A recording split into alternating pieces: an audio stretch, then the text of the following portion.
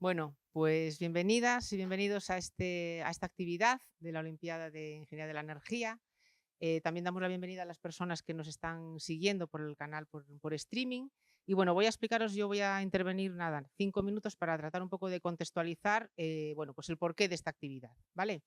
La Olimpiada de la Energía es un proyecto de divulgación científico que, digamos, está organizado por la Escuela de Ingeniería de Minas y Energía y que está financiado por la Fundación Española para la Ciencia y la Tecnología.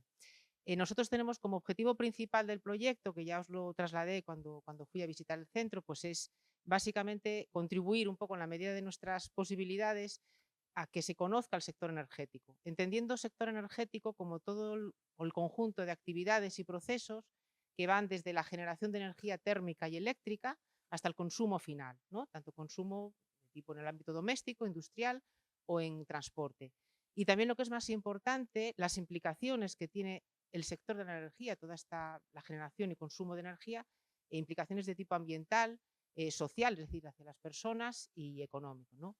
Entonces, bueno, de ahí viene un poco la temática de la conferencia de hoy, que está planteada un poco como un recurso didáctico más de una línea temática, que sabéis que es energía, sociedad y clima, porque un poco lo que nos interesa sobre todo es tratar de identificar un poco las claves de esa interrelación, ¿no? Entre lo que es el sector energético, es decir, generación y consumo de energía térmica y eléctrica, y después la sociedad, las personas y el clima, ¿vale? Esa es un poco la idea del contenido de esta charla, ¿no? Y ahora os voy a decir por qué es Emilio la persona que da esta conferencia. Bueno, sabéis que en estos casos, cuando una persona organiza una conferencia, pues siempre le pide al conferenciante que te envíe un breve currículum, ¿no? Para presentarlo a la audiencia. Yo le envié, le solicité un currículum, me envió un currículum resumido, pero bueno, yo os voy a hacer un resumen del resumen, ¿vale? Porque tiene un currículum pues muy amplio. Y os voy a decir un poco lo que yo creo que os puede resultar más interesante, ¿no? Él es biólogo, estudió en la Universidad de Oviedo, después hizo el doctorado también allí en la Universidad de Oviedo. Posteriormente, pues estuvo realizando estancias de investigación en Reino Unido y en Estados Unidos. Y después ya se incorporó como investigador aquí en el Centro de Investigaciones Marinas. Posteriormente se incorporó como profesor aquí en la Universidad de Vigo y ya desde el año 2011 es catedrático de ecología. Si uno ve, conoce un poco su perfil y su trayectoria profesional, pues partiendo de una formación básica de biología, pues se fue ya, digamos, especializando en ecología y ahora en particular en ecología marina, ¿no? Sabéis que como catedráticos o, bueno, como profesores en la universidad nosotros tenemos dos funciones, dar clase, docencia e investigación.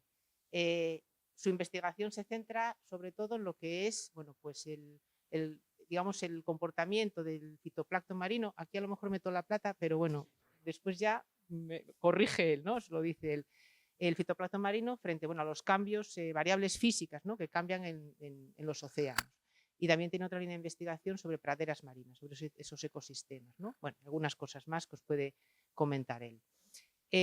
Yo si tuviera que trasladaros, si me gustaría, no sé, algo que me gustaría saber de él, si estuviese de ese lado, es que ha participado en campañas oceanográficas bueno, pues en diferentes regiones del mundo, tanto bueno, por regiones en climas tropicales, subtropicales, climas templados, también en el Océano Antártico. Entonces, bueno, a mí me parece que es una experiencia que me resulta muy interesante, ¿no?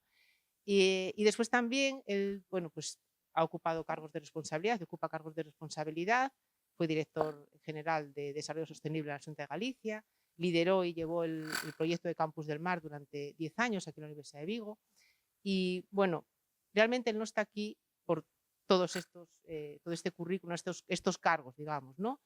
Está por dos cosas. Bueno, primero porque aceptó la invitación que le hice y le agradecemos que participe aquí en este proyecto, pero sobre todo primero porque sabe de este tema, es una persona que sabe de este tema y sobre todo porque es una persona que también hace divulgación científica, es decir, como os comenté también en la sesión que impartí allí, pues no solamente se trata de saber de un tema, sino se trata también de saber explicarlo a público, lo que llamamos público no especializado, ¿no? Que puede ser en este caso pues alumnado de bachillerato o público general, ¿no? Y también es una actividad que hace habitualmente.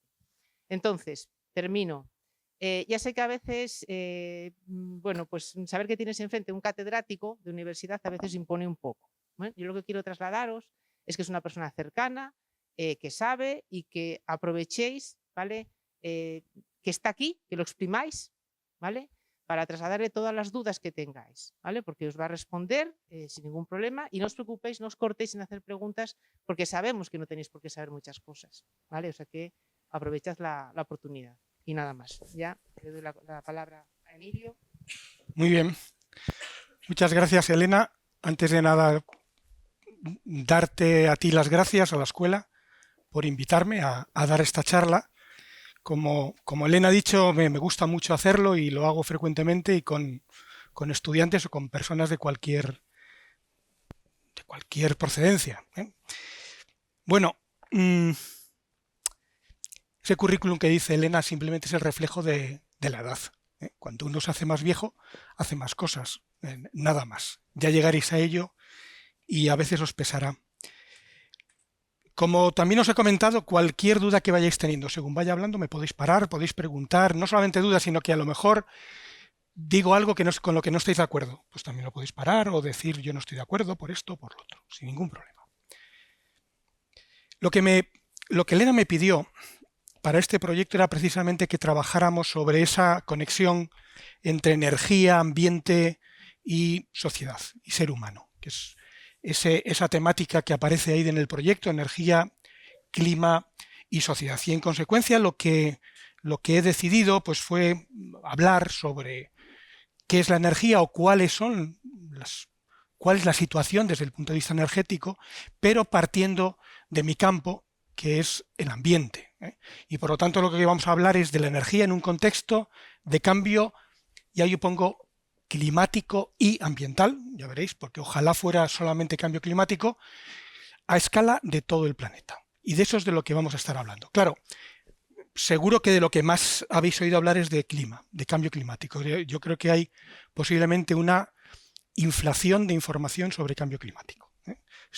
Hay un bombardeo continuo, seguro que noticias como esta las habéis leído continuamente. El año 2004 reventó los registros, el más caliente de la historia. Ha superado el límite de 1,5 grados. ¿Qué significa? ¿1,5 grados de qué? ¿De temperatura? ¿Qué límite es 1,5? ¿Con respecto a qué? ¿A la media de cuándo? Bueno, ya veremos. Incluso organismos oficiales como la Organización Meteorológica Mundial también confirma efectivamente, no es una noticia de prensa, sino que son los científicos del mundo, especialistas en este campo, que dicen que se ha superado el 1,55, que ahora veremos qué es. Vamos a los datos, ¿eh? En este campo en el cual estamos empezando a movernos en algo que no siempre es ciencia, sino que a veces es opinión, está entrando en el mundo de la política, no digo de la ideología, porque quien sea negacionista no tiene ideas sobre este tema, pero se confunden las opiniones con los hechos. Entonces yo voy a presentar hechos, voy a presentar los datos de que se dispone. Yo lo voy a empezar de esta manera. El problema del cambio climático se puede resumir en una gráfica tan sencilla como esta, aunque os puede parecer un poco compleja de entrada, ¿no? Ahí lo que veis son los diferentes meses del año y cada una de estas curvas en forma de campana lo que están mostrando es cómo evoluciona la temperatura a lo largo de un año. Pues claro, hace más frío en invierno y en verano hace más calor. Pero cada una de esas líneas que veis representa o bien un año o bien un periodo de tiempo. La línea más oscura representa la media de 1850 a 1890, es la que va por aquí abajo del todo. La línea verde, estas que van por aquí, representa el periodo de 2011 a 2021. Si os dais cuenta y veis esta figura, os dais cuenta que efectivamente hay un ciclo asociado a las estaciones, pero que esas líneas cada vez se van colocando más arriba. Es decir, cada vez la temperatura global del planeta, global, o sea, no es de ningún sitio en particular, es mayor. Pero es mayor siempre, es mayor en invierno y es mayor en verano. Va aumentando progresivamente. Pero fijaros en las dos líneas que están en la parte superior, que es 2023 en rojo, 2024 en negro. ¿Veis que está desfasada de una forma muy importante con respecto a las otras? Ahí ha habido un cambio que no sabemos si es un cambio puntual o si es una tendencia, pero el hecho es que las temperaturas están aumentando a velocidades que no eran conocidas hasta el presente. Otra forma de representar esta figura es representar el tiempo, en este caso, desde 1860 hasta la actualidad, y el valor medio de cada año. Valor medio de cada año, y entonces se van dibujando una gráfica, como veis aquí, sobre la cual se sobrepone una media, esa línea roja que tenéis, donde veis dos cosas. Una es que desde 1860 a 1920, a principios del siglo XX, la temperatura prácticamente, o sea, no podemos decir que ha cambiado, es prácticamente constante, lo podéis ver aquí, y a partir de ese momento, y sobre todo de mediados del siglo XX, 1950, empieza a aumentar y va cada vez cogiendo más velocidad ese aumento. ¿Lo veis, no? Bien, eso que tenéis ahí, si os fijáis en la escala de la derecha, dice anomalía de la temperatura global. Y ahí aparece un número que ya sí que es muy próximo de la escala del 1,5 que hablábamos antes. Este número es el valor de la temperatura de ese año con respecto a la temperatura media del periodo 1850 a 1900, que era muy constante.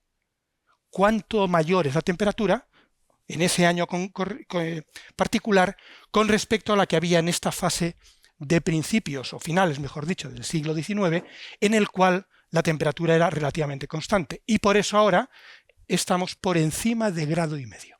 Ese grado y medio es importante para algo que vamos a ver después. En estos momentos, el incremento de temperatura del año pasado con respecto al promedio 1850-1900 es sobre 1,55 grados más. Vamos a dejarlo ahí. Bien. ¿Qué es lo que se calienta? ¿Se calienta la Tierra o se calienta el mar? Se calientan los dos, más la Tierra. Como es lógico, porque ya sabéis seguro algo de química y entendéis por qué el agua de mar se calienta menos que la Tierra. ¿Veis? Este es el calentamiento de la Tierra, más de 2 grados en promedio, con respecto al periodo que vamos a llamar preindustrial, mientras que en el mar andamos por 1,1, 1,2 grados de incremento. ¿De acuerdo? Por lo tanto, esta es la situación en la que tenemos. Y si os fijáis en la forma de esa curva, es una forma en la cual va aumentando la temperatura, pero no aumenta de forma lineal. No aumenta lo mismo en cada periodo de tiempo, sino que cuanto más reciente es el tiempo, mayor es el incremento. ¿Habéis estudiado en matemáticas cómo se llaman este tipo de curvas? Exponencial. Esta es una curva exponencial. Podemos decir, si cogemos cierta parte de la curva, que la temperatura de la Tierra está creciendo de forma exponencial. Pero una curva exponencial tiene un problema. ¿Cuál es el límite del valor de esa variable, en este caso temperatura, en una curva exponencial? El límite, cuando el tiempo sea muy, muy grande, ese valor ¿a qué tenderá? A infinito. ¿Puede haber infinita temperatura? No. Luego algo pasa. Eso no puede mantenerse en el tiempo. En un sistema natural no puede haber respuestas exponenciales perpetuas, siempre. Fijaros en esa figura. Esa figura representa 24 cosas. No os voy a decir de momento qué, aunque lo podéis ver, está muy pequeñito. Todas están en la misma escala, es decir, la misma escala de tiempo, desde 1850 hasta la actualidad, y representa 24 cosas distintas, algunas de las cuales vamos a comentarlas ahora. Pero quiero que os fijéis simplemente en las curvas, cómo son todas ellas, exponenciales o muy parecidas a exponenciales. Vamos a ver algunas de ellas. La primera es la población humana. La población humana tiene un crecimiento exponencial. Fijaros en esa línea de trazos que indica 1950, que es donde, si os dais cuenta, cambia la pendiente, es decir, cambia la velocidad a la cual aumenta, en este caso, la población humana. Pero podemos hablar de la riqueza, el Producto Interior Bruto, la riqueza de los países o de todo el planeta. Pues esta es la evolución que ha tenido. Un incremento exponencial también de la riqueza, sobre todo, como veis, desde 1950. ¿Y qué me decís del consumo de agua? Pues el consumo de agua tiene un comportamiento prácticamente exponencial, como veis, igual que los anteriores. o el número de grandes embalses que se han construido en el planeta. Pues ya veis que tuvo un crecimiento exponencial que se está atenuando. O el uso de los fertilizantes para la agricultura, pues crecimiento prácticamente exponencial desde los años 50. O el consumo de papel, o el número de coches, o el número de móviles, de teléfonos móviles. Si os dais cuenta, prácticamente todas las actividades que tienen relación con el ser humano están creciendo desde mediados del siglo pasado de forma exponencial. Y eso, me lo acabáis de decir, no se puede mantener en el tiempo. Bien, bueno, y pues, podemos seguir la deforestación, la captura de peces, las granjas de agricultura. Podríamos estar aquí días. Y por supuesto, la temperatura, también, de la que hemos hablado. ¿Y esto por qué ocurre? ¿Quién es el causante de esto? Los seres humanos, porque somos muchos. No. ¿Pero es porque somos muchos contaminando o porque algunos contaminan mucho? ¿O por las dos cosas? ¿Vale? ¿Tú crees que no tiene nada que ver y tú crees que sí? Vale. Hay dos escuelas aquí. La escuela que defiende que, voy a empezar por ahí, que somos muchos y que no hay recursos para todos, y los que dicen que a lo mejor sí, si algunos no se comportaran como nos comportamos. ¿Sí? Bueno, vamos a ver. Si vemos la población, claro, cuando uno ve la gráfica de la población asusta. Esa es la evolución de la población humana de los últimos 12.000 años. Fijaros, ya no estamos allí, estamos en 8.200 millones. Eso es esa gráfica. Si la uso es porque permite ver la evolución desde hace 12.000 años y eso tiene sentido en este caso. Ese tipo de evolución de la población es exactamente la misma que tienen las plagas. Toda plaga crece exponencialmente. ¿Cuál es el problema de las plagas? El problema de las plagas es que crecen tantísimos, acumulan tantísimos organismos, tantísimos individuos, esas langostas, como veis ahí, que acaban con todos los recursos, que es tu hipótesis. Y en consecuencia, cuando pasa un tiempo, simplemente agotan todo. Cuando agotan todos los recursos, colapsan. Esa es la hipótesis del colapso. Somos demasiados, se acabarán los recursos, vamos a colapsar. Pero hace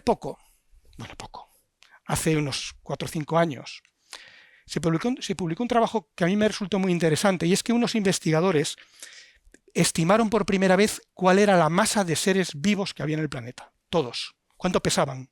Si queréis. Y generaron esta figura en la cual lo que se muestran esos números son gigatoneladas de carbono. Una gigatonelada son 1.000 millones de toneladas. Luego, todos los seres vivos del planeta somos unos 540 y pico mil millones de toneladas en carbono. Si lo multiplicáis por un poco más, por más del doble, es peso. La mayor parte de los seres vivos son plantas, la inmensa mayoría. Y hay una pequeña fracción que somos animales, 2.000 millones de toneladas, solo del total. Pero si amplío ese triangulito, resulta que de todos los animales, nosotros somos apenas 60 millones de toneladas en carbono. Entonces vamos a ponerlo en contexto. Nosotros representamos el 0,01% de toda la masa de organismos vivos que hay en el planeta. Y para que lo podáis comparar con algo que conozcáis, somos 7 veces menos en peso que los peces, que todos los peces. Y 1000 veces menos que todas las bacterias. Entonces yo me empiezo a preguntar si algo que representa tan poco en masa puede tener un efecto tan grande sobre un planeta. Porque siendo tan poquitos, y en masa ya veis lo poquito que somos, ocupamos más del 75% del planeta. Es decir, más del 75% del planeta está transformado por la acción humana. El resto es los polos y los desiertos más extremos. Nada más. Hemos sido capaces de que los materiales que producimos, los seres humanos, entendiendo por esto ladrillos, asfalto, metales, hormigón, la masa de esos productos es mayor que la masa de todos los seres vivos del planeta. Para que os pongáis en escala, ¿no? Fijaros, y ahora voy con la hipótesis tuya. Fijaros en esa fotografía. ¿Qué os dice? Que es una sociedad humana como la nuestra, o parecida. Parecida. Viven, ¿eh? Vivían.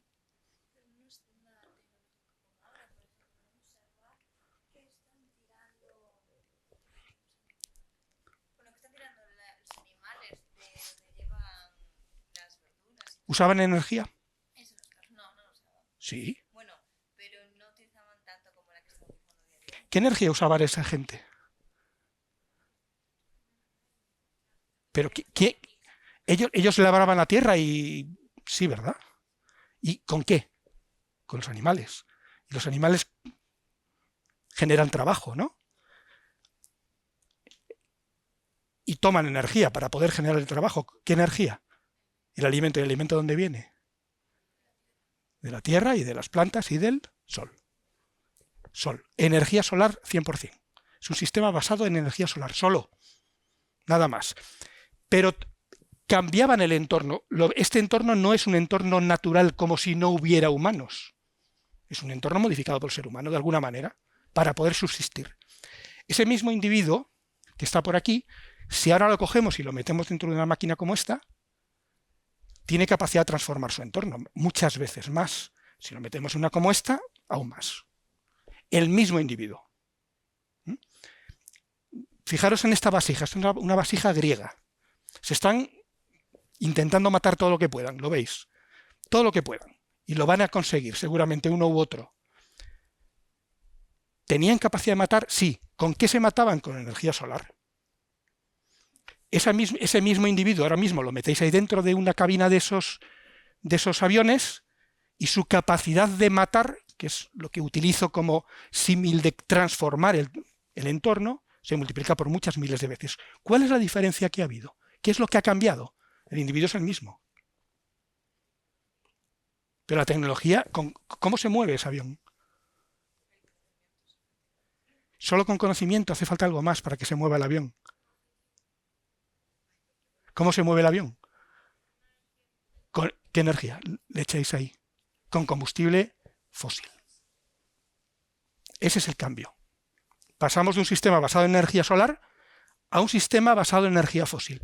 Por lo tanto, no nos debe sorprender que en ese periodo de tiempo ha habido un cambio tan brusco en la capacidad que tiene el ser humano de alterar lo que le rodea, que ver imágenes como esta, que era pues, Hong Kong a finales del siglo XIX, eso es Hong Kong, y esto es ahora. Para que veáis el impacto que puede ser. Esto seguramente no sepáis lo que es. No tenéis por qué. Eso es Sao Paulo a principios del siglo XX, pero eso es ahora así. Eso es Vigo. Hasta donde yo alcanzo es la foto más antigua de Vigo que existe. 1887 o 97, finales del 19, desde Urzaiz. Urzaiz mirando al Castro. A vuestro instituto, que está detrás de aquello. No tiene nada que ver, ¿verdad? Y por lo tanto es posible hacer cosas que eran inimaginables hace muy poco tiempo. ¿Queremos hacer islas artificiales? Las hacemos. Además somos así tan que las queremos hacer con la forma de los continentes, pues las hacemos. Para algo en particular, sí, porque los ricos quieren tener un chalet a pie de mar y no tienen bastante costa. Pues la hago, la construyo, porque tengo energía para hacerlo. Bien, para poder hacer todo esto que hacemos, es necesario transportar tanto materiales como personas. Y por lo tanto, tenemos que utilizar mucha energía precisamente para eso, para transportar bienes y seres humanos. Esto es un sitio web, porque si tenéis curiosidad, a tiempo real os indica dónde están todos los buques mercantes que están navegando por el planeta en este momento, por los océanos. Eso está cogido antes de ayer. Para que os hagáis una idea. No solamente se mueven los camiones, se mueven también La mayor parte de las mercancías se mueven por mar. Ahí los tenéis. Eso se está moviendo con energía. Y hay uno exactamente igual de aviones, que a lo mejor habéis visto. Ese era el de antes de ayer de los aviones. Y se está moviendo todos los días. Por lo tanto, la energía, que no os he colocado en ninguna gráfica de ella todavía, ha tenido que aumentar. ¿Cómo? ¿Cómo creéis que habrá aumentado? Exponencialmente. Ahí la tenéis. Ese es el incremento de energía que ha habido. Fundamentalmente, por supuesto, no ha aumentado mucho el uso de los combustibles tradicionales, los mismos que usaban aquellas señoras y señores de la foto que os mostré. Por ejemplo, la madera, la biomasa. Ese no ha cambiado mucho. ¿Qué es lo que ha cambiado? Lo habéis dicho vosotras, los combustibles de origen fósil, el carbón, el petróleo y el gas. ¿Ha aumentado mucho porque ha aumentado la población o porque cada uno de nosotros consume más? Las dos cosas. Porque somos más y cada uno de nosotros, esto es, el consumo de energía por individuo, también ha aumentado. Y pregunto yo, ¿hace falta tanta energía para mantener una población humana? Y la pregunta que os hago es, ¿cuánta energía necesita un ser humano? ¿Cuánto para subsistir? ¿Se os ocurre cuánto gastamos de energía? Estamos gastando energía ahora mismo. Acabamos de comer y estamos gastando energía. ¿Estáis de acuerdo, no? Habréis estudiado el ciclo de Krebs, ¿a que sí? ¿No? La respiración. Vale. Bien, así sí, ¿no? Y la respiración que estamos haciendo ahora, quemando el alimento para obtener energía, ¿es así? Bien. ¿Cuánta energía estamos quemando? ¿Cuánto necesitamos?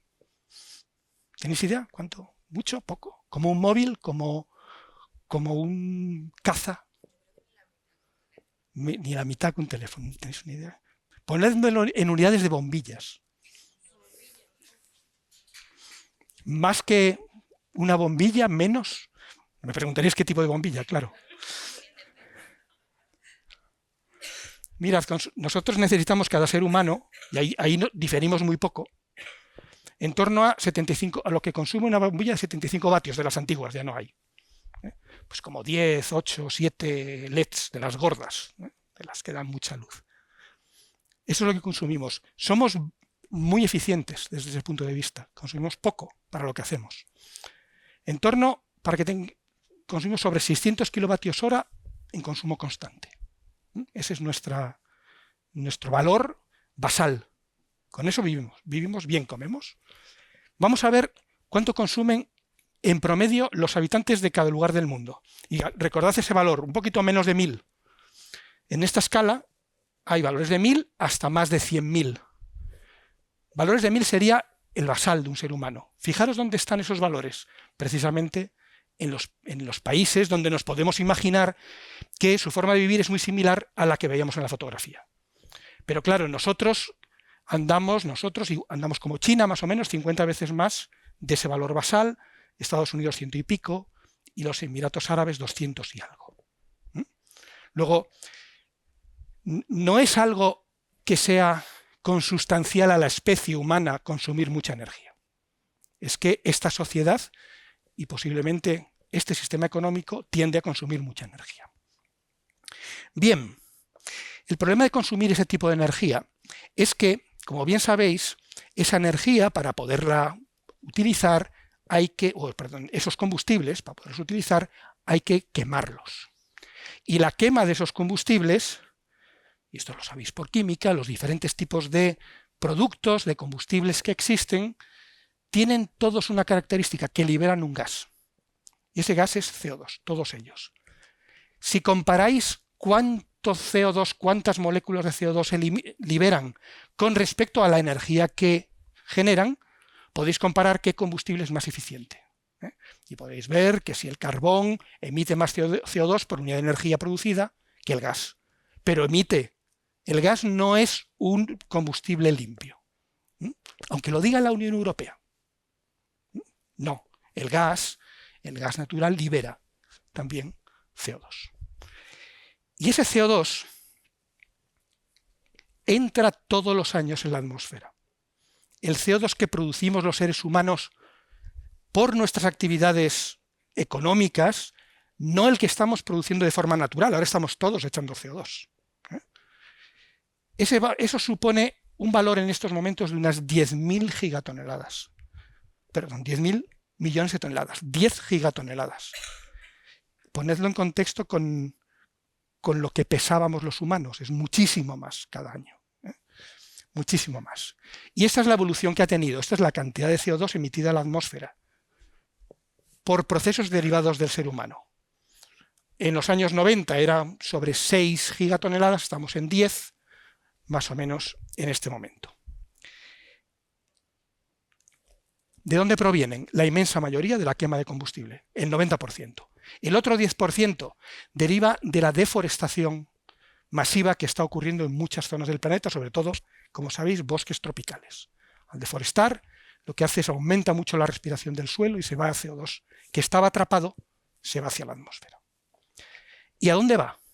Bueno, una parte va a la vegetación terrestre, que está captando CO2 por fotosíntesis. Otra parte entra en el océano, sobre un cuarto.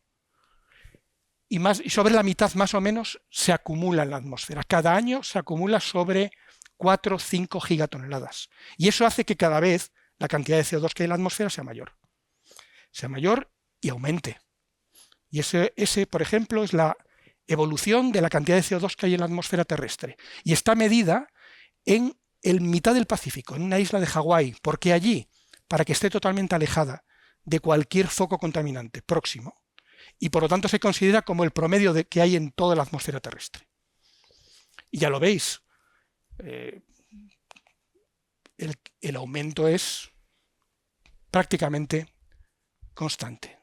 Yo me acuerdo que cuando empezaba yo a dar clase, yo explicaba que la concentración está aumentando mucho, ya estábamos en 355 partes por millón. Ya podéis saber en qué año empecé a dar clase, si veis la gráfica. Y estamos en 400, cerca de 20, no pasando 20. Estamos muy altos ahora. Bien. ¿Qué le pasa a este CO2? ¿Cuál es el problema que tiene? En principio ninguno. No es un gas contaminante. No es un gas contaminante, no es tóxico. Lo estamos liberando continuamente nosotros y todos los seres vivos. No tiene ningún problema. Tiene un problema que altera el balance de radiación de la atmósfera. Es decir, cuando llegan los rayos del sol, impactan sobre la Tierra y una parte de ellos se emite desde la Tierra de nuevo de vuelta a la atmósfera con un nivel energético más bajo, como radiación infrarroja. Y esa radiación es la que capta el CO2 que hay en la atmósfera. De manera que una fracción de la radiación que se va, que rebota desde la superficie de la Tierra, es reflejada de nuevo hacia el interior. Y ese movimiento genera un calentamiento de las capas más inferiores de la atmósfera. ¿Qué pasa si aumentamos la cantidad de gas que estamos metiendo a la atmósfera? Que esa capa, que tenía un grosor el que sea, se hace más gruesa, es decir, hay más moléculas de CO2, luego hay más capacidad de captar esa radiación infrarroja y, en consecuencia, la temperatura de la capa inferior de la atmósfera va a aumentar. Es así de sencillo. Ese es el efecto invernadero, que oís 1000 veces, y es el responsable de que la temperatura de la Tierra vaya aumentando. ¿Esto es algo nuevo que se le ha ocurrido a los ecologistas? No, no. Fijaros, Arrhenius, un premio Nobel, en el año 1895, ya hace años, escribía eso que tenéis ahí. Un aumento del 50% del dióxido de carbono atmosférico producirá un aumento de temperatura global entre 5 y 6 grados. La actividad industrial de la época, de finales del 19, es la principal fuente de dióxido de carbono de entrada a la atmósfera. O sea, no es nuevo. Pero fijaros algo que a lo mejor no habéis visto nunca. Ese recorte que veis ahí es un recorte de un periódico de un pueblo de Australia. Fijaros en la fecha, 1912. Dice en esa pequeña noticia de un periódico de pueblo de allí, de Australia. Los hornos del mundo están quemando unos 2.000 millones de toneladas de carbón cada año. Esto añade a la atmósfera unos 7.000 millones de toneladas de CO2, lo que tiende a aumentar la temperatura. 1912 en un periódico. No es nada nuevo. Ya se sabía. Y, por supuesto, claro que hay una conexión directa entre la cantidad de CO2 que hay en la atmósfera, lo tenéis ahí, y la temperatura que se mide en el planeta. Bien, ante esta situación, como os podéis imaginar, algún tipo de medida habrá que tomar. Y en el año 2015, hace 10 años, tras muchísimos años de debates, de discusiones, etc., dentro de Naciones Unidas, los líderes del mundo, la inmensa mayoría de los líderes del mundo, se pusieron de acuerdo en una serie de medidas que tuvieran como objetivo afrontar el problema del cambio climático. Ahí los veis a todos el día de la firma, algunos los conocéis, algunos ya no están en ejercicio y otros nuevos aparecen. El objetivo era el siguiente: limitar el incremento de temperatura global a finales de siglo que no supere 2 grados con respecto a los valores preindustriales. E idealmente habría que intentar que fuera 1,5. De ahí viene ese 1,5 que parece que era superar un umbral. Es el umbral del Acuerdo de París. ¿De qué viene el 1,5 y el 2? ¿Por qué 1,5 y 2 y no 4 y 6?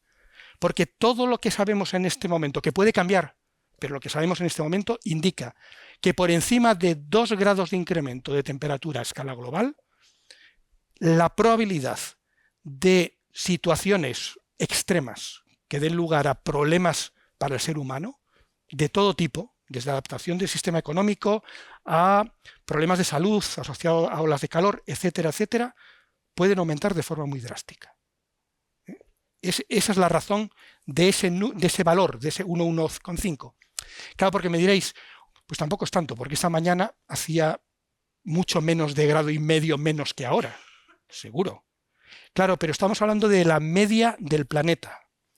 Si eso lo lleváis a las épocas de verano de las zonas más cálidas, nos vamos a temperaturas que son muy altas.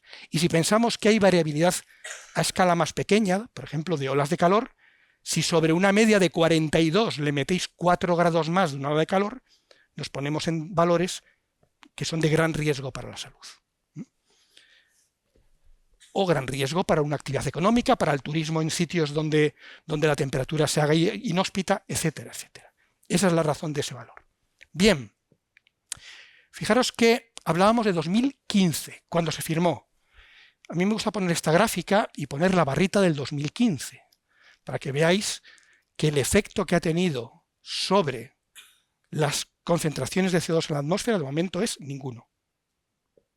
Esa barrita es 2015. Si lo queréis ver en los últimos años, sigue creciendo la cantidad de CO2 en la atmósfera de una forma muy razonable.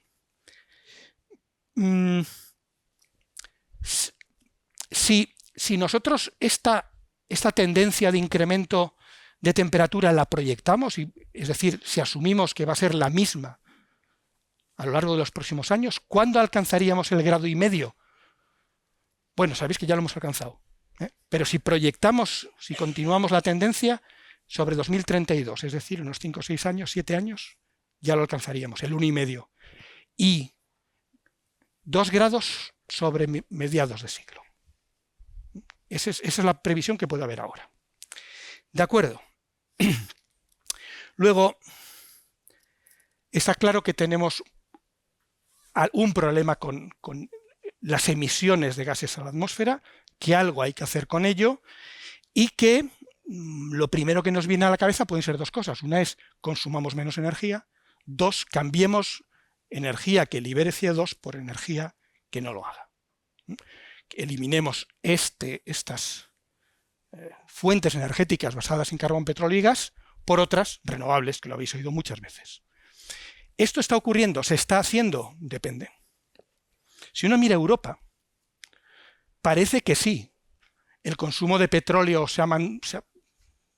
está casi estabilizado, el de carbón ha bajado de forma drástica, con las implicaciones sociales que eso tiene, y va aumentando el de gas. Y aquí no está el de las renovables, os podéis imaginar que es importante.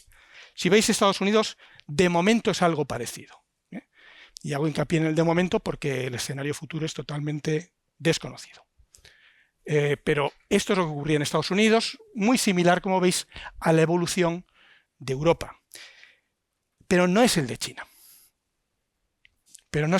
Si os pusiera la gráfica de la India sería igual. Es decir, están consumiendo de forma masiva los recursos que tienen, que en este caso es carbón. Claro, a lo mejor decís, es que el problema son los chinos. Claro, porque están ensuciándolo todo. Gracias a los chinos, a la India, etcétera, cuando ponemos todo junto y vemos cómo evoluciona el consumo de los diferentes fuentes energéticas, vemos que el petróleo sigue aumentando, que el carbón sigue aumentando, pese a que en Europa y en Estados Unidos haya bajado. ¿Y qué hemos hecho nosotros con nuestra reserva de carbón? ¿Sabéis que en Galicia había carbón? ¿Qué fue de él? ¿Qué hicimos con él? Lo agotamos, no se agotó solo. Lo extrajimos y lo quemamos. Y lo mismo prácticamente todo el carbón que había en España. Bueno, Elena me corregirá, pero una gran parte del carbón que había en España. Y en otras partes del mundo. En China no, porque han empezado a crecer económicamente mucho después. Por lo tanto, ¿creéis que tenemos derecho a decirles que ellos no pueden quemar carbón cuando nosotros hemos quemado todo lo que teníamos? Pero además hay otra razón. Y es que el calentamiento de la atmósfera no depende del CO2 que estemos echando ahora. Depende del CO2 que se ha echado históricamente. Y si nosotros vemos cómo es o cuánto es la cantidad de CO2 que hay en la atmósfera, de quién proviene, quién lo emitió, veis que el mayor emisor es Estados Unidos. Ahí lo que tenéis es la emisión, o sea, el porcentaje de todo el CO2 atmosférico que deriva de CO2 emitido por Estados Unidos, la Unión Europea, y China va acelerando, se está acercando, sí, pero no es el que más. Que os quede claro también eso. Bien, por lo tanto esa curva tiene que cambiar, no puede seguir creciendo. Ahí estamos de acuerdo, ¿verdad? El problema es cómo hacerla bajar. Para poder cumplir el objetivo de París, del Acuerdo de París, ¿cómo tendría que cambiar esa curva? Quiero que lo veáis gráficamente para que os hagáis una idea de lo que supone. Esa es la evolución que tendría que tener las emisiones para poder alcanzar el valor de 1,5 grados o de 2 grados en 2080. ¿Veis la caída tan brusca? ¿Sabéis qué es ese bicho? El COVID. Fijaros lo que supuso el COVID. Ese descenso que veis ahí. 3 meses todos cerrados, con la movilidad prácticamente a cero. ¿Pensabais? No, pero no. Y fijaros qué descenso ha habido. Fijaros en los descensos que hay que hacer todos los años, a partir de ahora, prácticamente a la misma velocidad que el descenso que hubo cuando el COVID. Pero cuando hubo el COVID, ¿fuisteis alguna vez al supermercado? Durante el periodo de confinamiento, hubo gente, algunos tuvo que ir, o alguien en vuestra casa tuvo que ir. Tu madre. ¿Echasteis en falta algún producto de los que normalmente estabais consumiendo? ¿Podíais consumir kibis de Nueva Zelanda? Sí. Sí. Nos paramos nosotros. Las mercancías no. Bueno, pues ese es el escenario que tenemos ahora mismo. ¿Cómo nos vamos a comportar? ¿Hacia dónde vamos? ¿Y quién lo sabe? Entonces, cuando en ciencia no se sabe hacia dónde vamos, lo que planteamos son escenarios posibles, muchos. Puede ir bien, puede ir mal. Y las probabilidades que haya de que sea uno u otro, la verdad es que no lo sabemos. Y luego vamos viendo por cuál nos estamos encaminando. Ahora mismo, el panel intergubernamental para el cambio climático, que lo habréis oído hablar, el IPCC, lo que proyecta son 5 grandes tipos de escenarios. Imaginaros, esta figura se ve de la siguiente manera. Esto, vamos por una carretera, esto que estáis viendo aquí son los niveles de emisiones de CO2 que tiene todo el planeta, ¿veis? Va, y aquí empieza a subir. Este cuadradito representa el año 2020 y a partir de ahí puede ir a cualquier sitio. Puede ir al escenario que es seguir como estamos y nos vamos por este escenario que es el del desarrollo basado en combustibles fósiles. Y lo que nos dice es que si vamos por esta carretera, a fin de siglo andamos por temperaturas superiores a 4 grados, de media. Si vamos por el mejor de los escenarios que uno se puede imaginar, que es el de la sostenibilidad, dice, nos vamos a valores entre 1,5 y 2. ¿Por dónde vamos en este momento? Vamos por aquí, por lo que ya se llama el escenario de mitad del camino, mitad de la carretera. Vamos por ahí, lo que nos llevaría a valores, por supuesto, superiores a 2. En este momento vamos por el camino de más de 2, sobre 2,5, 3, ahí andaríamos a fin de siglo, es decir, por encima del límite que está previsto. Para poder descender de forma tan drástica las emisiones, en vista de que el sistema económico no asume de ninguna manera, ni la sociedad actual, no asume de ninguna manera reducir el consumo de energía. ¿Os imagináis lo que supone reducir el consumo de energía de forma masiva? En vuestra vida. Con otra pandemia o más. Como otra pandemia que no para, no es que ahora paramos 3 meses y luego rebotamos. Pensad en el turismo. Pensad en el consumo de productos de cualquier lugar del planeta. Y podéis seguir. Pensad en subir aquí a una charla. Bueno, una de las soluciones que se ve dentro del sistema es cambiemos la energía. Cambiemos esa energía por energía que no libere CO2. Hay que cambiar por energía eólica, energía basada en la biomasa, energía solar. Pero no se nos olvide que cualquier acción humana, cualquiera, la de generar energía renovable también tiene impactos. Tiene impactos que tienen consecuencias, porque la energía eólica tiene impactos sobre el territorio, lo parte, lo fracciona, ocupa territorio, tiene efectos paisajísticos, es obligatorio, no es nada, no estoy yendo en contra de ella, ni mucho menos, pero tenemos que ser conscientes de que tiene impactos. Ocupa territorio, hay zonas donde se está sustituyendo las tierras de cultivo por superficies destinadas, como veis, a la energía solar, y esto Elena os hablará mucho más de ello, requiere elementos para poder desarrollar toda la tecnología de las energías renovables. Ahí tenéis un ejemplo que os he puesto de una batería de litio, de las que llevan los coches ahora mismo, ¿no? ¿Qué tienen? Tienen grafito, tienen litio, níquel, cobalto, aluminio, un montón de elementos que son necesarios, que están en la Tierra, y hay que extraerlos. Y claro que tienen impactos, si los queremos utilizar. Y además parece ser que no es nada fácil extraerlos de otra manera, porque están en cantidades ínfimas en volúmenes muy grandes, y hay que hacer este tipo de cosas. Pero si pensamos, por lo tanto, en las soluciones, hay dos grandes vías de soluciones. Una es, por supuesto, reducir las emisiones, pero hay otra posible, que es aumentar la capacidad de captar. Y estamos hablando fundamentalmente de los sistemas terrestres, sobre todo los bosques. Aumentarlos. Pero claro, esto lo que quiere decir es que tenemos que mantener superficies enormes del planeta intactos. No todo el planeta es utilizable para la actividad industrial, por lo tanto. No todos los montes de un territorio pueden usarse para hacer energías renovables, porque tiene que haber una fracción del territorio destinada a que funcione como ecosistema. Solamente voy a hablar de la capacidad de capturar carbono y de otras muchas cosas. No solamente los ecosistemas naturales, sino los que son manejados por el ser humano, tienen que ser manejados de alguna forma particular. tiene que ser compatible con, en este caso, la capacidad de captar carbono. Y me voy al extremo, las ciudades las tenemos que repensar, tienen que ser totalmente distintas, tienen que acumular carbono, igual que acumulan cualquier otro tipo de ecosistema.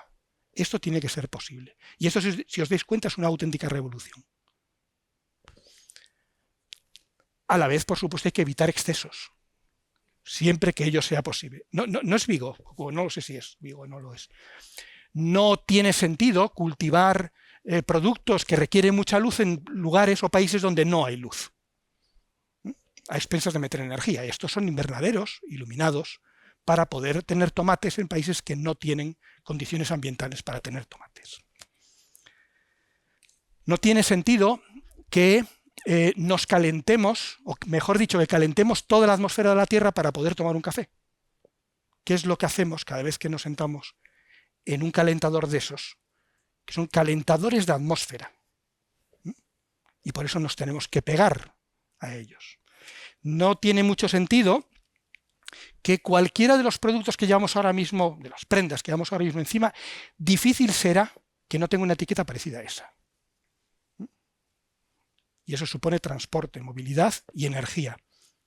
No tiene sentido que un producto, en este caso vegetal, una fruta que se ha cultivado en Argentina, y lo veis en ese paquete, la llevaron para empaquetar en Tailandia, y la foto está sacada en un supermercado de Estados Unidos. No tiene sentido.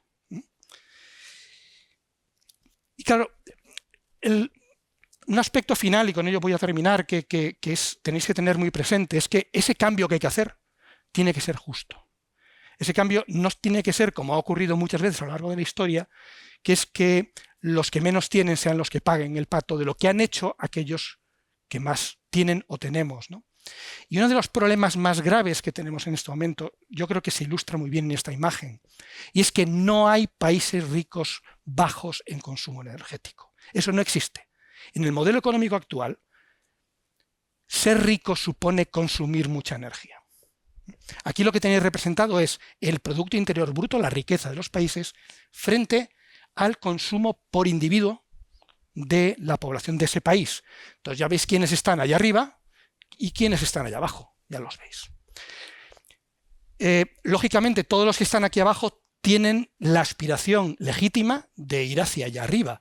Si van hacia allá arriba, multiplicarán por muchas veces su consumo de energía con este modelo. O cambiamos ese modelo o el problema que tenemos tiene difícil solución. Pero estas gráficas, tened mucho cuidado con ellas porque son muy, muy engañosas.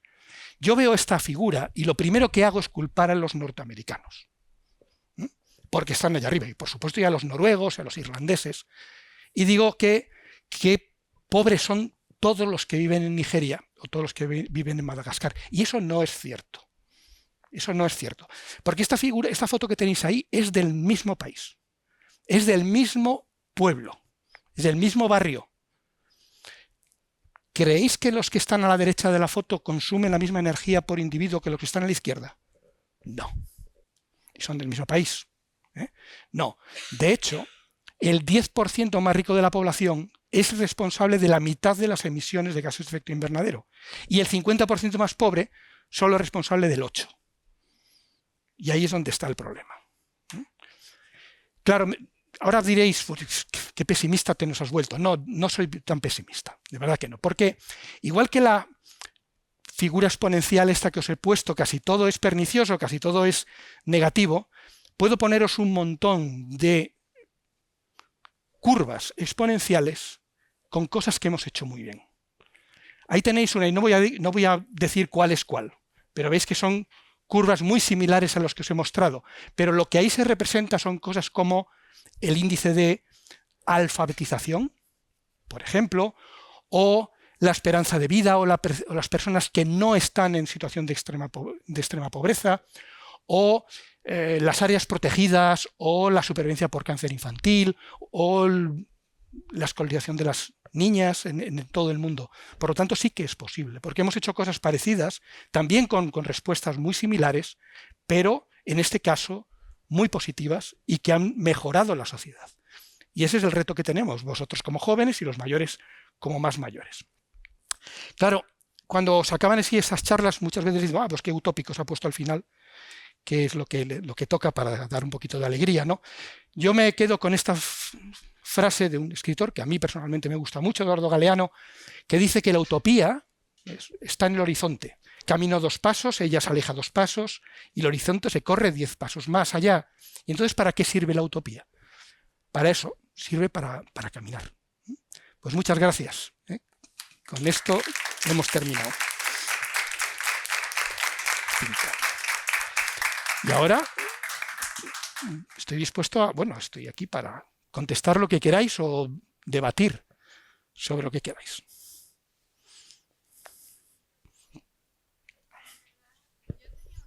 Venga. Para que podéis, para que os puedan oír. Vale. Si uno de los problemas o sea, si el problema no es tanto las emisiones que hagamos ahora, sino la acumulación del dióxido de carbono de emisiones anteriores, ¿cómo se neutraliza ese dióxido de carbono? Te voy a poner, lo vas a ver aquí. Nosotros tenemos un sistema ahora mismo que lo que está es aportando nuevo carbono continuamente. Está aportando nuevo carbono y lo está metiendo en la atmósfera. Una vez que se mete en la atmósfera, se redistribuye. Una parte lo toman las plantas y otra parte se va al océano. ¿Por qué se va al océano? Porque si la cantidad de CO2 que hay en la atmósfera es mayor que la que hay en el agua, por difusión, que lo habréis estudiado, entra de mayor a menor concentración. Cuanto más aumentamos la concentración de arriba, más deprisa va a aumentar. Si nosotros paráramos la entrada de CO2, vamos a poner el supuesto, bloqueamos las emisiones, no añadimos ninguna molécula más de CO2 a la atmósfera, las plantas siguen tomando CO2 y el océano sigue captando CO2. Porque sigue habiendo más concentración de CO2 en la atmósfera que la que hay en el océano. ¿Qué ocurre? Que cada año que pasara, la diferencia de concentración sería menor y la velocidad a la cual se captara sería menor, pero seguiría captando CO2. Es decir, el sistema de forma natural se va compensando al cabo de muchos años, muchos. Si ahora mismo cesáramos las emisiones de gases de efecto invernadero, la temperatura seguiría subiendo durante muchas, muchas décadas y el nivel del mar durante más de 1000 años. Seguiría subiendo. Porque se tiene que redistribuir todas esas moléculas en todos los sistemas. Se tiene que ir acumulando en tierra, se tiene que acumular en mar. Luego, tienes razón que no se arregla el problema parando las emisiones. Se ralentiza. Y por lo menos no aumenta. Pero tienes razón, es muy buena pregunta. Más.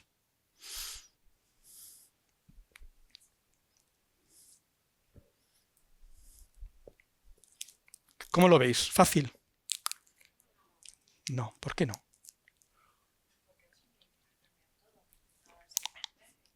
¿Qué tendríais que cambiar?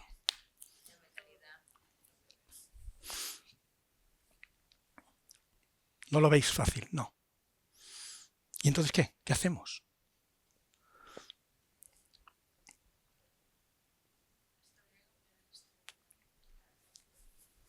Yo creo que sí, fíjate.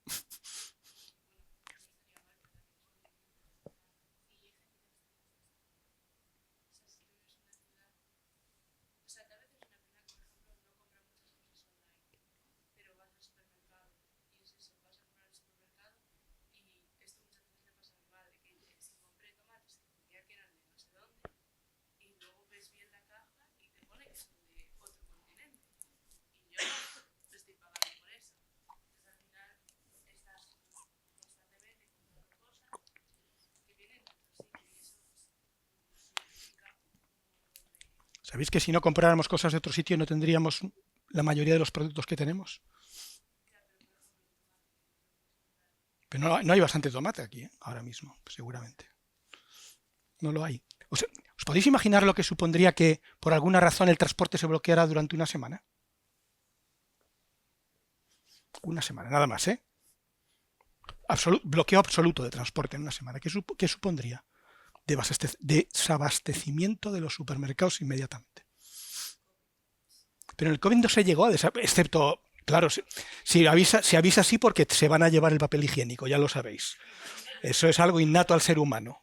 No se sabe qué gen es el que lo regula, pero tiene que ser, porque no puede ser que todo el mundo se comporte igual.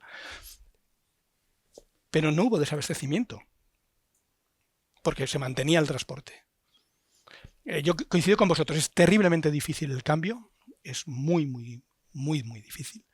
Y posiblemente el cambio tenga que suponer un cambio de sistema, no solamente de hábitos particulares. No veo posible cambiar con hábitos particulares o por decisiones individuales que cada uno de nosotros decida vivir peor, tal como entendemos lo que es vivir mejor o peor, por una razón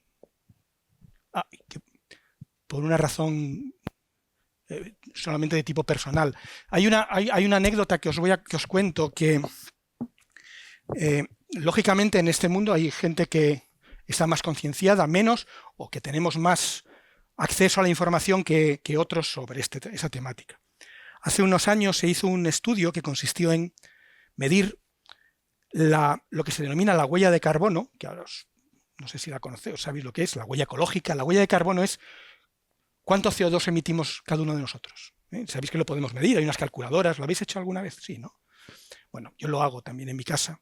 Entonces, cuando se mide la huella de carbono de personas que están muy sensibilizadas sobre el tema, que sabemos que esto es un problema, que sabemos cuáles son las posibles soluciones, y se compara con la de personas que no les importa para nada el tema, la huella de carbono es exactamente igual. Luego no vale con sensibilizarse.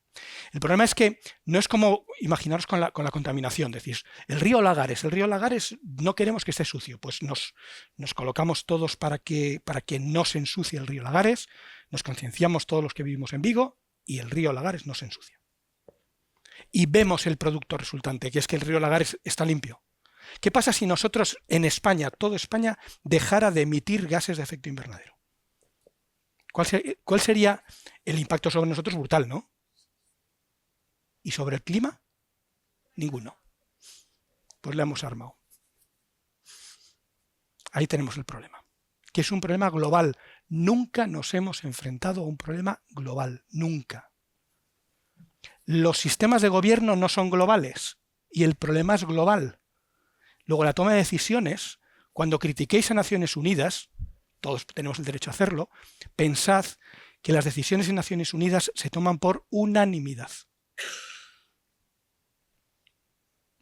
Por unanimidad. Cada uno de esos acuerdos que dice, pues para decir eso no hacía falta que se reunieran tanto tiempo. Por unanimidad de cualquier país que esté allí, puede vetarlo. Entonces, el tema es complejo. Pero bueno, yo confío mucho en vosotras, claro. Ya que en nosotros no podemos confiar, pues queda vuestra generación. Lo que siempre os decimos, ya lo habéis armado, ya nos cae a nosotros el muerto, ¿no? Para que lo arreglemos, lo que habéis hecho vosotros. Eso es lo que nos tenéis que decir. Tal cual. Venga. ¿Existe en la actualidad alguna técnica eficaz para captura de carbono atmosférico? Bien. Una de las vías que no he mencionado es la captura tecnológica de carbono. Es decir, en la línea de lo que tú comentabas, tenemos mucho CO2 en la atmósfera, ¿por qué no lo retiramos? Y ha habido muchas líneas posibles. Hay algunas que parecen muy evidentes, que es, por ejemplo, meter CO2 directamente en los pozos petrolíferos vacíos. Por poner un caso. Tiene que ser en lugares muy impermeables, etc. Ya hay que yo recuerdo en Inglaterra, al menos que me venga a mí a la cabeza, alguna experiencia piloto consistente en echar los gases que liberan las centrales térmicas, CO2, directamente meterlo en el interior de la Tierra. Hubo un intento muy importante de meterlo en el fondo del océano, que es otra posible vía, meterlo a 4.000 o 5.000 metros de profundidad. Está prohibido ahora mismo. Está prohibido porque la incertidumbre sobre el efecto que tiene allá abajo es enorme. Para que os hagáis una idea, sabemos del fondo del mar menos que sobre la superficie de la Luna. bastante menos. Entonces, el desconocimiento de lo que allí puede ocurrir, de cómo aquello afecta al sistema del abisal, no lo conocemos. Está bloqueado. Hubo otro intento, que anda por ahí todavía, lo habréis oído, que es abonar con hierro el mar. No os ha sonado nunca.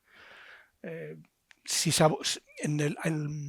único océano que está lleno de nutrientes es el Antártida. Muy lleno. Y no crecen las plantas porque no hay hierro.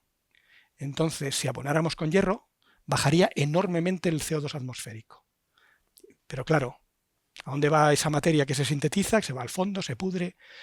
Está prohibido también. Pero hay muchas alternativas. Pero hay muchas ahora mismo. Y hay líneas de investigación en el ámbito de la ingeniería muy importantes sobre tecnologías para captarlo y transformarlo en otra cosa. Transformarlo en compuestos sólidos, lógicamente mineral. Sí lo hay. Vamos a ver, en todos los escenarios que yo he leído, los consideran, pero nunca en las escalas en la escala temporal de las próximas décadas, nunca los ponen como significativos desde el punto de vista de cantidad. Pero sí que existen. Sí. ¿Y se van a desarrollar más? Seguro. Seguro. Pregunta Hugo tamén, que opinas das normativas euro da UE? ¿Euro? Da Unión Europea. Las normativas de la Unión... Claro, no sé... Como que la Unión Europea no saca normativas. Bueno, supongo que se referirá a todo lo que tiene que ver con temas ambientales, ¿no? Con este tema. Vamos a ver, la Unión Europea lo único que está haciendo es traducir el Acuerdo de París a sus propias normativas. Eso es lo que está haciendo. Y el objetivo que tiene es el mismo que tiene el Acuerdo de París. Y para ello, pues marca una serie de... Mi opinión particular, y lo he estudiado, incluso tengo una cosa escrita sobre el tema, es que con las normativas europeas actuales no se llega. No se llega a los objetivos del Acuerdo de París de ninguna manera. No es viable. Esa es mi opinión. Mi opinión basada en datos, no es una opinión de bar, ¿eh? También la podría dar, pero no se llega a tiempo. Dicho de otra manera, la velocidad a la cual hay que sustituir. La Unión Europea se basa fundamentalmente en sustituir la energía fósil por renovable de forma masiva. ¿Por qué? A mi juicio, porque es la única vía posible dentro del sistema actual. Es decir, hay empresas interesadas en hacer la sustitución, que son todas las empresas energéticas que extraían carbón, ahora pasan el capital a otro sitio donde ven que hay una gran posibilidad de generar beneficios. Y lo están haciendo. Y de ahí viene el enorme despliegue de energías eólicas, las tensiones sociales al respecto, etcétera, etcétera. Pero no da tiempo a hacer esa transformación en el tiempo que marca el Acuerdo de París. Y el Acuerdo de París no pone ese tiempo porque se les haya ocurrido, es porque es necesario cortar cuanto antes ese incremento de emisiones. Entonces, mi conclusión sobre la política europea va en la buena dirección, a mi juicio, demasiado despacio. Si lo dice otra gente dirán, no es demasiado despacio, es demasiado deprisa porque no es viable hacerlo. Yo os digo, si el objetivo es cumplir los acuerdos de París, es demasiado despacio. Pero posiblemente no se puede ir más deprisa, ¿eh? Ojo. Outra pregunta de Enrique. ¿Cómo cambiaría nuestro mundo en un escenario de más 4 grados? Cuando se trabaja, yo aquí os he puesto, como podéis imaginar, los escenarios globales para todo el planeta, ¿eh? Cuando se trabaja en impactos no vale el escenario global. El impacto es local. Las cosas pasan aquí, no pasan en promedio en el mundo. Y hay escenarios locales. Los hay. Hay escenarios para España con 4 grados. Hay escenarios para casi todos los países del mundo. En ocasiones son centrales, es decir, los hace IPCC, en ocasiones los hacen los propios gobiernos. El escenario de 4 grados es muy grave, porque visteis lo que ocurrió este verano con la Dana, ¿no? Por ejemplo. Bueno, ese tipo de eventos, ojo, atribuir un evento al cambio climático no es correcto. Danas ha habido siempre. Les llamábamos de otra manera, aquí llamamos galernas. Se llamaban por el norte. Y allí se llamaban gotas frías. Toda la vida. Siempre ha habido. Lo importante es la frecuencia y la intensidad. La frecuencia con la que ocurren y la intensidad con la que ocurren. Y esa se acelera con estos procesos.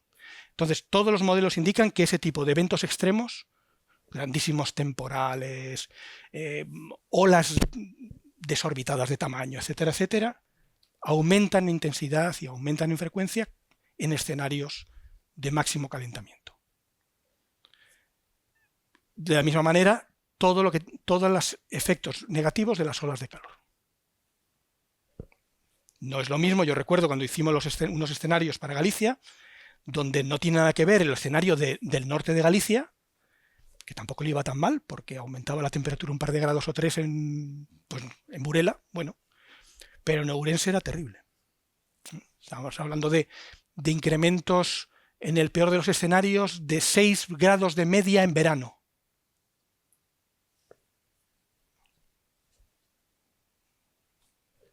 Si 6 grados de media en verano lo subís a la media actual, ponedle por encima una ola de calor. La cosa se pone complicado. Entonces, la situación es complicada. Y sobre todo, pensad después no solamente en las que tienen que ver sobre la salud o sobre eventos catastróficos, sino en los cambios, esos cambios de clima. Cómo cambian y alteran el paisaje y cómo eso afecta a la economía. Pensad en las zonas turísticas. Hay zonas que pueden ser ahora turísticamente muy explotables, pueden dejar de serlo directamente. Y al revés. Y al revés. Me viene a la cabeza, por ejemplo. Y luego suele ser bastante injusto el reparto de las cargas, de forma natural. Fijaros, me viene a la cabeza ahora una predicción que existe sobre la pesca mundial. Pues fijaros, la pesca disminuye de forma muy, muy intensa. No tengo tiempo para explicaros el porqué, pero creedme, disminuye de forma intensa en todas las zonas tropicales. Pensad los países que están en las zonas tropicales. Dependen en gran medida muchos de ellos de la proteína del mar, porque no tienen otra cosa. ¿Y sabéis dónde aumenta mucho la pesca? En el norte de Europa, donde no comen pescado. En Alemania, en todas las poblaciones nórdicas. Es decir, los cambios pueden ser también a favor, y en este caso, donde se compensa al revés, es decir, en los sitios donde más necesidad hay es donde baja y donde menos es donde sube. Hay otra. Otra, bien. De Hugo. ¿Crees que son útiles los ODS para limitar o eliminar la cantidad de CO2 que estamos enviando a la atmósfera? A ver, los ODS, los Objetivos de Desarrollo Sostenible, no son un plan de acción. Es decir, no sirven para abordar de forma directa un problema. Son más bien, es una estrategia. Es decir, nos orienta hacia en qué dirección tenemos que ir. Entonces, los ODS dicen que tenemos que reducir las emisiones de gases de efecto invernadero para conservar o proteger el clima actual. Pero no dice cómo. Por lo tanto, los ODS, como guía de hacia dónde ir, yo creo que son correctos. Muchos de ellos, yo creo que es muy difícil. Bueno, esto que voy a decir ahora, últimamente se me está quitando también las ganas de decirlo, pero lo sigo diciendo. Algunos parece mentira, o sea, parece que no es necesario decirlo, porque reducir la pobreza es difícil decir que no se está de acuerdo con ello, ¿no?